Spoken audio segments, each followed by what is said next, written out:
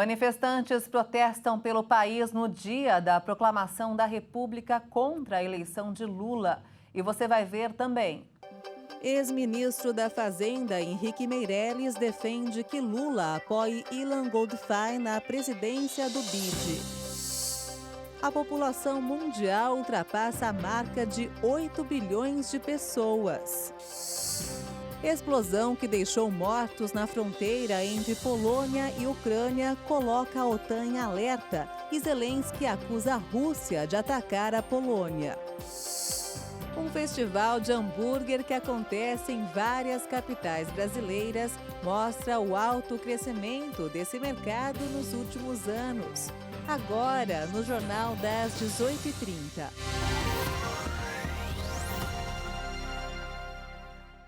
Olá, boa noite. São 18h31 pelo horário de Brasília e você acompanha agora as principais notícias do Brasil e do mundo nesta terça-feira, 15 de novembro, dia da proclamação da República.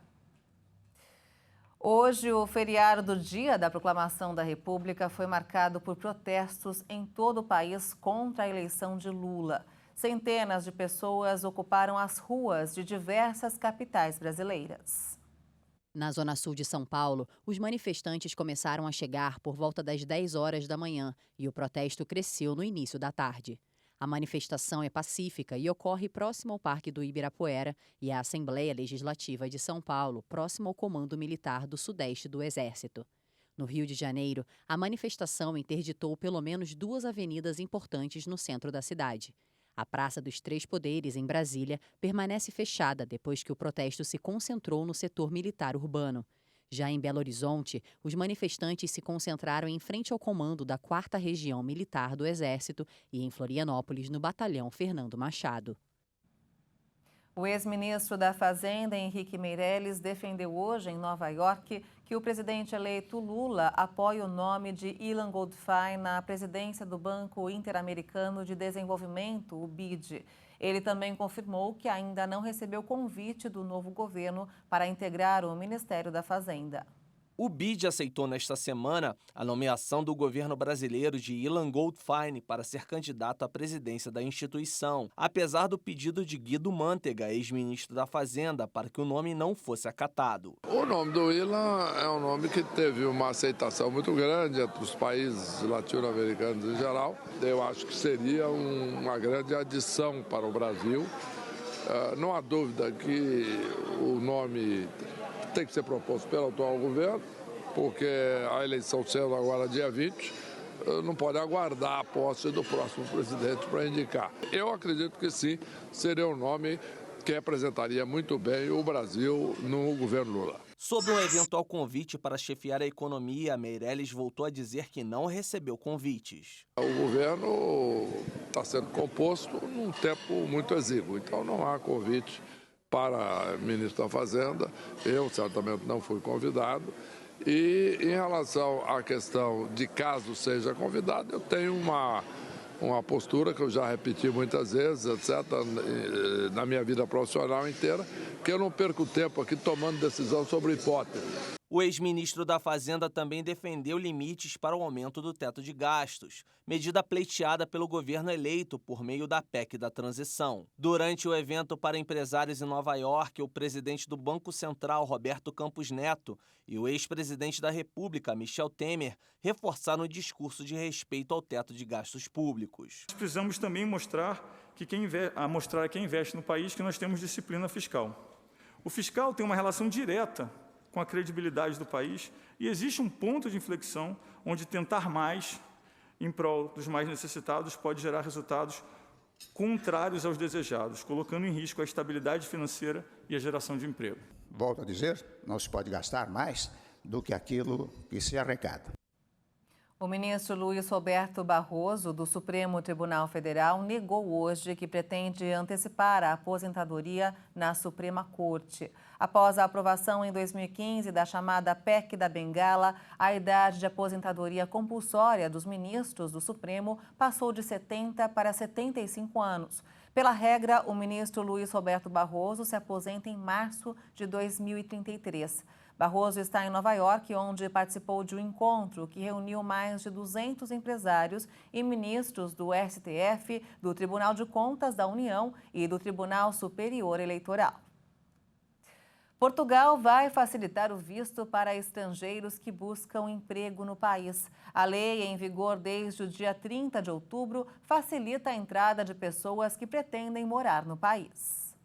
O visto dos estrangeiros que buscam emprego no país vai ter validade de 120 dias e pode ser estendido por mais 60 dias. Os estudantes estrangeiros que quiserem obter visto de residência vão ter o processo analisado e aprovado em menos tempo. No modelo anterior, a análise levava mais de 2 meses. A pessoa terá que comprovar renda para se manter no país, no período de busca por emprego, além de outros requisitos. A facilitação nos processos de visto também vai valer para os cidadãos da comunidade dos países de língua portuguesa, que inclui o Brasil. Atualmente, os brasileiros correspondem a mais de 29% da maior comunidade estrangeira em solo português. A exportação de arroz aumentou e atingiu o maior valor do ano em outubro. Em 2022, as vendas ao mercado externo já passaram de 1.700.000 toneladas do grão. Uma projeção da Associação Brasileira da Indústria do Arroz espera que os embarques do cereal alcancem cerca de 2 milhões de toneladas até o fim deste ano. E, de acordo com o Ministério da Economia, as exportações brasileiras de arroz totalizaram uma receita de cerca de 516 milhões de dólares entre janeiro e outubro deste ano. A AB Arroz informou que somente em outubro as vendas externas de arroz atingiram 388 mil toneladas, o maior volume mensal de 2022, com receita de 122 bilhões de dólares. No mesmo mês do ano passado, a receita dos embarques ficaram em 43 milhões de dólares. Segundo a Associação do Setor, o arroz brasileiro tem mais qualidade, além de não ser geneticamente modificado. Entre os principais destinos do arroz beneficiado estão o Peru, a Venezuela, Cabo Verde, Estados Unidos, Cuba, Bolívia, Angola e também o Panamá. Morreu hoje em São Paulo, aos 73 anos, o ex-governador Luiz Antônio Fleury Filho. A informação sobre o falecimento foi confirmada pelo MDB. Luiz Antônio Fleury Filho, ex-governador de São Paulo, morreu nesta terça-feira na capital paulista. A informação foi confirmada por meio de nota divulgada pelo MDB em suas redes sociais oficiais. Fleury governou o estado de São Paulo de 1991 a 1995. Ele foi deputado federal, promotor de justiça e professor. Era integrante da executiva estadual do MDB São Paulo, partido do político que postou nota lamentando o ocorrido. O velório deve acontecer na funerária Home, na Bela Vista, e deve ser fechado para familiares e amigos. No Rio de Janeiro, depois de 17 horas de interdições, a ponte Rio-Niterói teve o tráfego totalmente liberado após uma vistoria no guarda-corpo da estrutura. A ponte Rio-Niterói teve o tráfego totalmente liberado no final desta manhã. A via teve faixas interditadas desde que a ponte foi atingida por um navio na noite desta segunda-feira. Segundo a concessionária Ecoponte, uma avaliação feita na estrutura da ponte mostrou que não houve comprometimento na via. A ponte foi totalmente liberada após reparos no guarda-corpo que ficou danificado na colisão. A preocupação era que a ponte, a principal ligação de Niterói e da região dos Lagos com a capital fluminense, deve receber cerca de 250 mil veículos na volta do feriadão da República. Com a batida do navio, 2 faixas no sentido Rio ficaram interditadas para o reparo, o que poderia intensificar o trânsito na volta do feriado. O sentido é justamente o de maior fluxo, de cariocas que foram para aproveitar o feriadão em balneários com Búzios e Cabo Frio. O cargueiro São Luís, que bateu na ponte, estava ancorado na Baía de Guanabara desde 2016. Foi levado pelo vento e se chocou contra a estrutura. O Procurador-Geral da República, Augusto Aras, anunciou hoje a reativação do Gabinete Integrado de Acompanhamento da Covid-19. O gabinete foi criado em março de 2020 para acompanhar as medidas de enfrentamento da doença no Ministério Público. Sua função é dar suporte à PGR e o objetivo é contribuir para que o país possa, de forma integrada, dar respostas eficientes à epidemia de Covid no território nacional. O anúncio de reativação do gabinete acontece em meio ao aumento no número de casos no Brasil. E o Instituto de Infectologia Emílio Ribas, na capital paulista, está recrutando voluntários entre 12 e 17 anos de idade para testar a primeira vacina em dose única contra a chikungunya. Ao todo, serão 750 adolescentes pelo Brasil. O imunizante já provou ser seguro e eficaz em uma pesquisa realizada nos Estados Unidos em mais de 4.000 adultos e agora está em fase final de aprovação no órgão regulador norte-americano. Aqui no país, o estudo está sendo liderado pelo Instituto Butantan em 10 centros de pesquisa. Os pais ou responsáveis devem autorizar os adolescentes a testar a vacina. Logo na primeira etapa, o documento assinado por eles traz todas as regras do estudo, além de consultas médicas e exames laboratoriais necessários para constatar a aptidão do voluntário. Nas etapas seguintes, o voluntário vai receber a dose da vacina que pode ser de imunizante ou de placebo. A chikungunya é causada por vírus transmitido por mosquitos como Aedes aegypti e pode provocar manifestações sistêmicas, como febre, dor no corpo, dor nas juntas e, nos casos mais graves, encefalite e até óbito. E veja a seguir, no G20, o presidente da Ucrânia pede retirada das tropas russas em um acordo de paz. E ainda, Festival de Hambúrguer, que acontece em várias capitais brasileiras, mostra o alto crescimento desse mercado nos últimos anos. Nós voltamos em instantes, até já.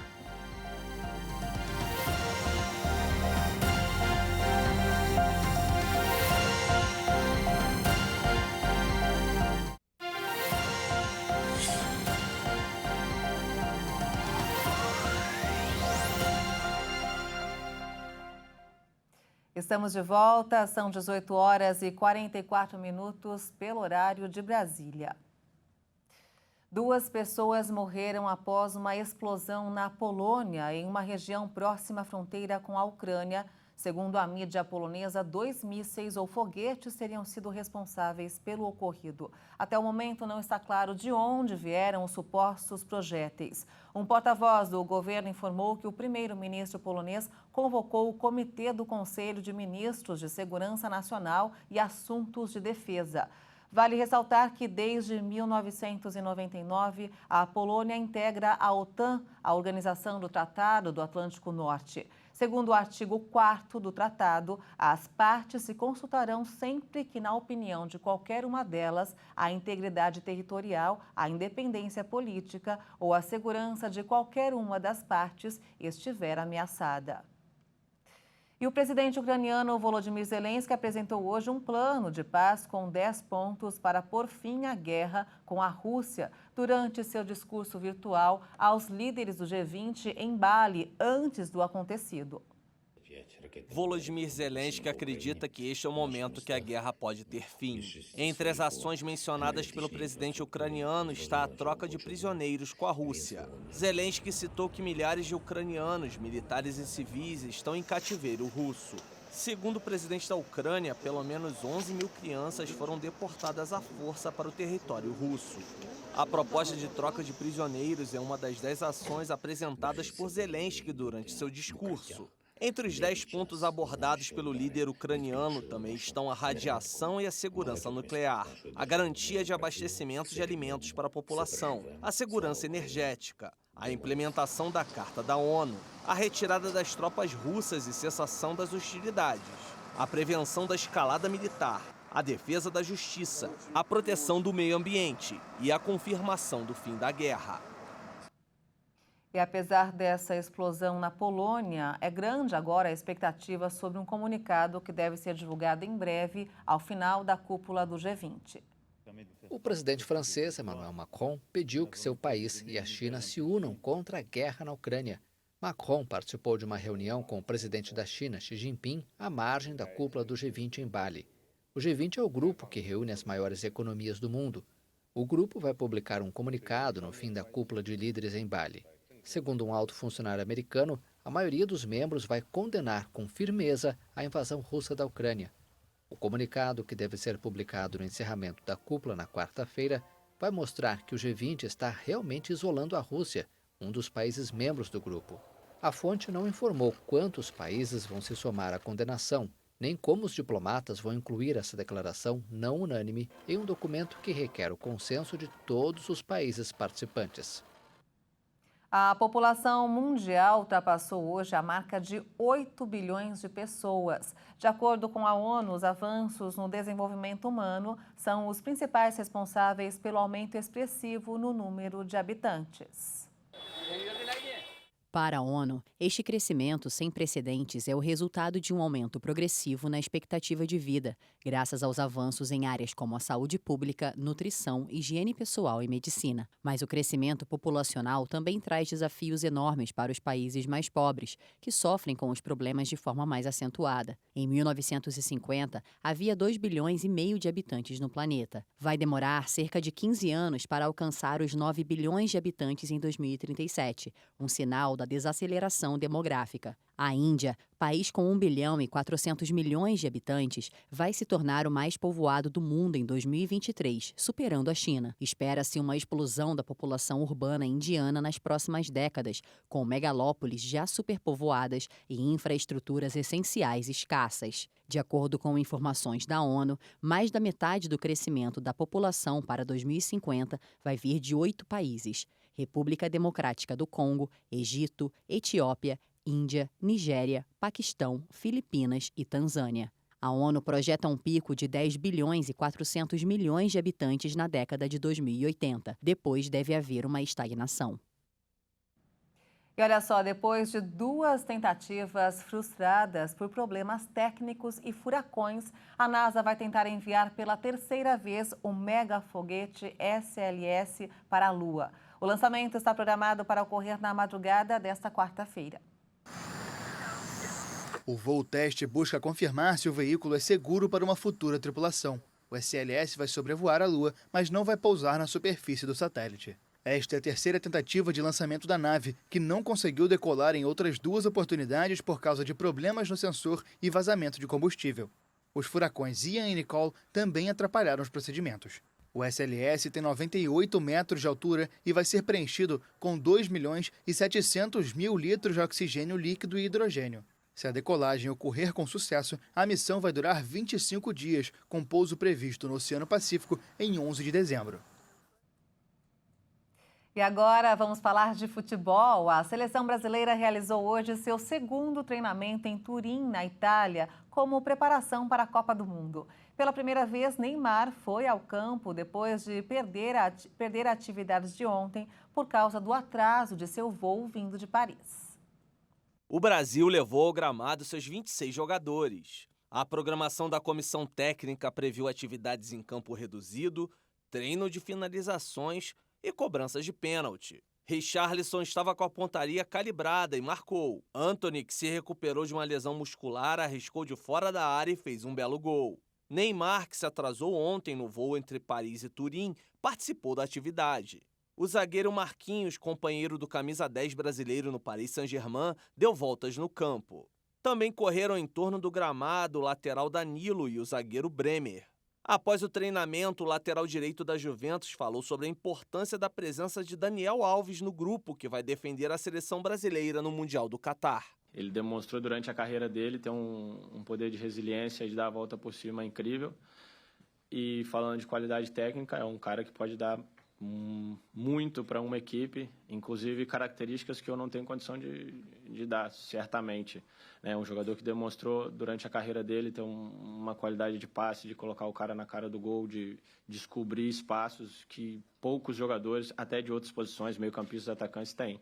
Então, assim, as qualidades que ele tem são únicas e isso todo mundo já sabe. Estão previstos mais 3 treinos da seleção em Turim, no CT da Juventus, antes do embarque para o Catar no sábado. E faltam 5 dias para a Copa do Mundo. Hoje, no Boletim Esquenta Qatar 2022, Leonardo Félix traz detalhes da seleção de Gana, uma das possíveis surpresas do Mundial. Vamos ver. Olá, pessoal. Este é o Esquenta Qatar 2022, que traz informações e curiosidades da Copa do Mundo aqui na nossa programação. Vamos falar da seleção de Gana. A classificação ganesa veio depois de um duelo bastante equilibrado com a Nigéria na última fase das eliminatórias africanas. Foram 2 empates e a vaga foi decidida nos gols marcados fora de casa. Para a imprensa especializada, existem algumas equipes que têm condições de competir contra as potências europeias e sul-americanas do futebol nesta Copa, e Gana é uma delas. No time atual, destaques são os irmãos André e Jordan Ayew, filhos do ex-jogador Abedi Pelé. Gana está no Grupo H com Portugal, Uruguai e Coreia do Sul. É isso aí, pessoal. Tá faltando bem pouco. Faltam 5 dias para a Copa do Mundo Qatar 2022. E olha só, um festival de hambúrguer que acontece em várias capitais brasileiras neste mês de novembro mostra o quanto esse mercado vem crescendo nos últimos anos. Só em 2021, o número de hamburguerias cadastradas em uma plataforma de comida mais do que dobrou e as vendas tiveram alta de 140%. Prepara a carne, frita, seleciona os ingredientes e está pronto aquele hambúrguer pra lá de apetitoso. Quem não gosta? Cláudio Baran é um grande apreciador da iguaria, como até a roupa mostra. E não por acaso ele criou um festival que, ano a ano, vem contribuindo para o crescimento do hambúrguer gourmet no Brasil. Em 2012, eu convidei 25 restaurantes para criarem um hambúrguer novo. Na primeira edição eram só restaurantes, não tinha nem hamburgueria participando. E foi um sucesso e desde então o mercado de hambúrguer começou a crescer loucamente. Hoje está um dos maiores segmentos da gastronomia. Quando o Burger Fest nasceu, existiam cerca de 350 hamburguerias em toda a região metropolitana de São Paulo. E hoje, apenas uma década depois, são aproximadamente 7 mil por aqui e 30 mil em todo o Brasil. São números que demonstram a ascensão desse setor nos últimos anos. Uma visão de mercado que o proprietário dessa hamburgueria na capital paulista teve bem antes desse sucesso todo virar realidade. Em 98 eu estive num congresso nos Estados Unidos de food service e eles apontaram que a grande tendência de 2000 a 2025 era hambúrguer. Eu aproveitei esse gancho também para montar aqui, né? Falei, opa, já que os bambambãs deram como tendência, por que não? A ideia era trazer dos Estados Unidos para a mesa do brasileiro aquele gostinho do hambúrguer americano.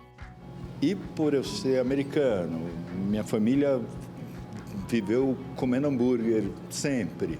Eu falei, cara, eu vou fazer o hambúrguer que eu gosto. E aí virou St. Louis. A aposta deu muito certo. E o St. Louis tornou-se, além de uma das mais tradicionais hamburguerias de São Paulo, também uma das participantes do Burger Fest, o maior festival de hambúrgueres do Brasil. Ao todo, são 550 hamburguerias participantes em 11 estados brasileiros. Cada uma apresentando um hambúrguer exclusivo, criado especialmente para o Burger Fest. O objetivo aqui é proporcionar uma experiência gastronômica especial aos apaixonados por hambúrguer no festival que acontece apenas neste mês de novembro. Para consultar a lista de restaurantes participantes e para outras informações, acesse o site burgerfest.com.br. Até dia 30 de novembro, depois só ano que vem.